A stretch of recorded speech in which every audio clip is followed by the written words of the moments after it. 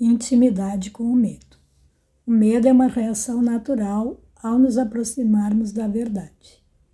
Iniciar uma jornada espiritual é como entrar em um barquinho muito pequeno e sair pelo mar em busca de terras desconhecidas.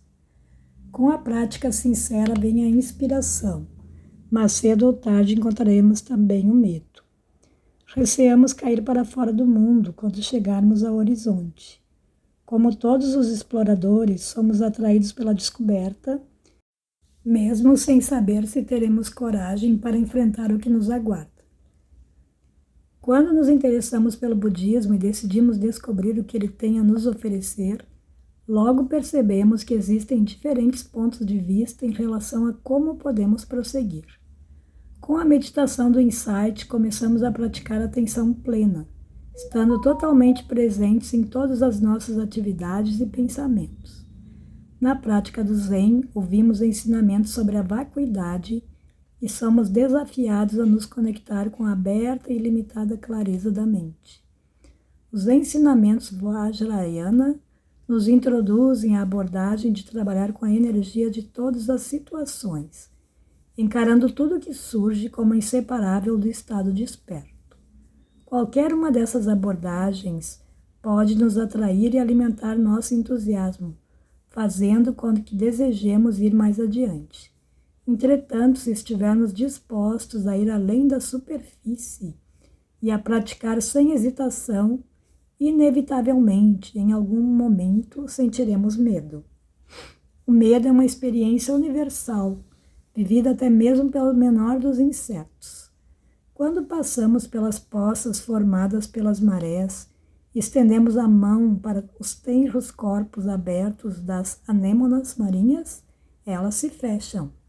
Essa é uma reação espontânea comum a todos. Não há nada de terrível em sentir medo quando enfrentamos o desconhecido.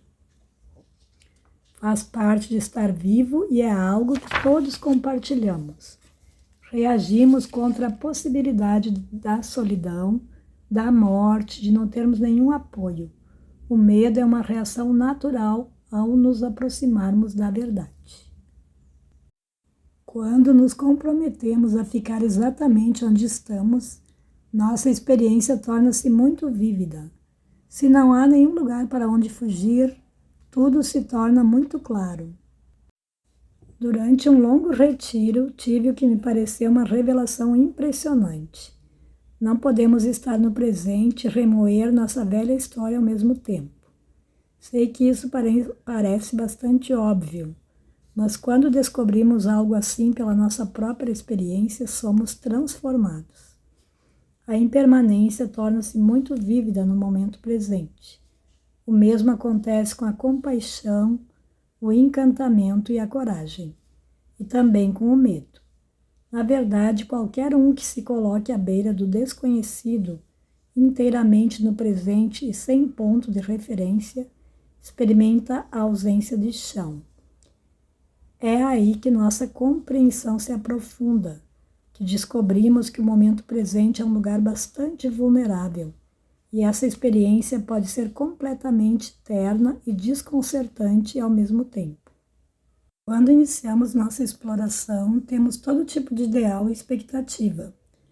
Procuramos respostas que satisfaçam anseios muito antigos, e a última coisa que queremos é um reencontro com o bicho-papão.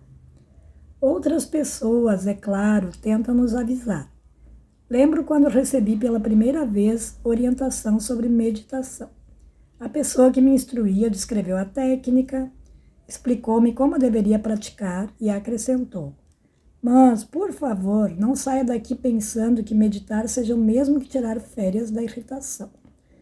Por alguma razão, nenhuma dessas advertências nos convence.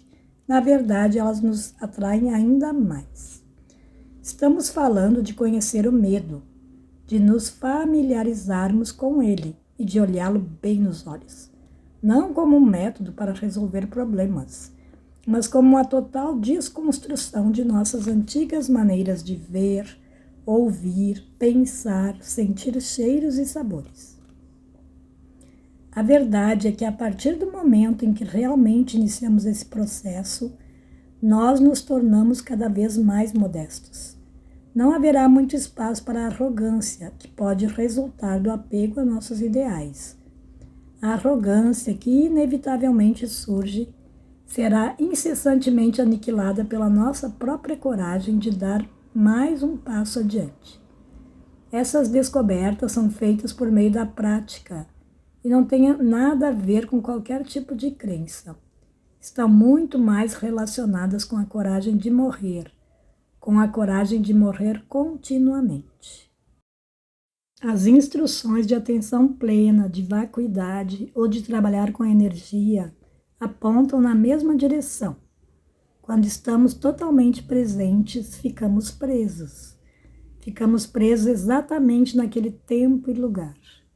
Quando paramos ali e não tentamos extravasar, não reprimimos a situação, não colocamos a culpa em outra pessoa ou em nós mesmos, nós nos deparamos com uma pergunta aberta, que não tem uma resposta conceitual.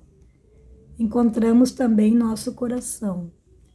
Como observou enfaticamente um aluno, habilmente disfarçada sob a forma de medo, a natureza de Buda nos dá um pontapé para nos tornarmos receptivos. Certa vez assisti uma palestra sobre as experiências espirituais de um homem, na Índia, na década de 60. Ele estava determinado a livrar-se de suas emoções negativas. Lutava contra a raiva e a luxúria, contra a preguiça e orgulho. Entretanto, o que ele mais queria era se livrar do medo. Seu professor de meditação sempre lhe dizia para parar de lutar. Ele, entretanto, achava que esse conselho era apenas mais uma forma de ensiná-lo a superar seus obstáculos. Finalmente, o mestre pediu que ele fosse meditar em uma pequena cabana ao pé de uma colina.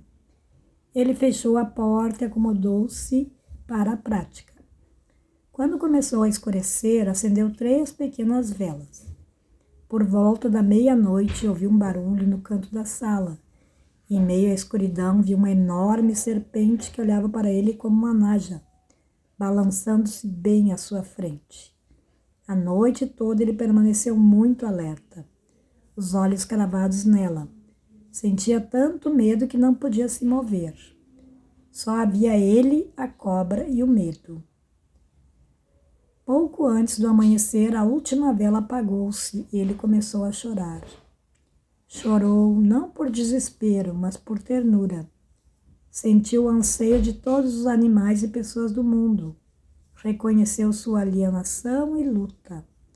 Toda a sua meditação não havia sido nada além de mais separação e esforço. Ele aceitou de fato e irrestritamente que sentia raiva e inveja, que resistia e lutava, e que estava com medo.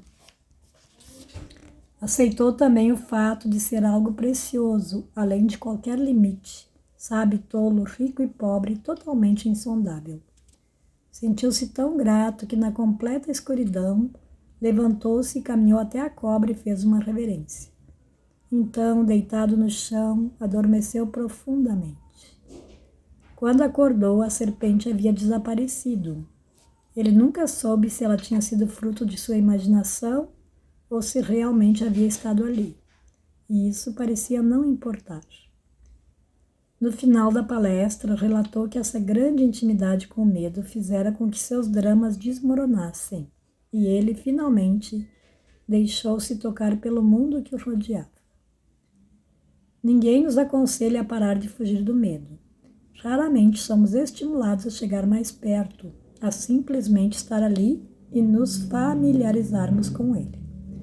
Uma vez perguntei a Kobun Chino Roshi, mestre Zen, como era seu relacionamento com o medo. E ele respondeu, eu concordo. Entretanto, o conselho que geralmente recebemos nos dias para adoçá-lo, atenuá-lo, tomar um comprimido ou procurar distração. Usar todos os meios para fazer com que ele se vá. Não precisamos desse tipo de conselho, porque nos dissociarmos do medo já é o que naturalmente fazemos.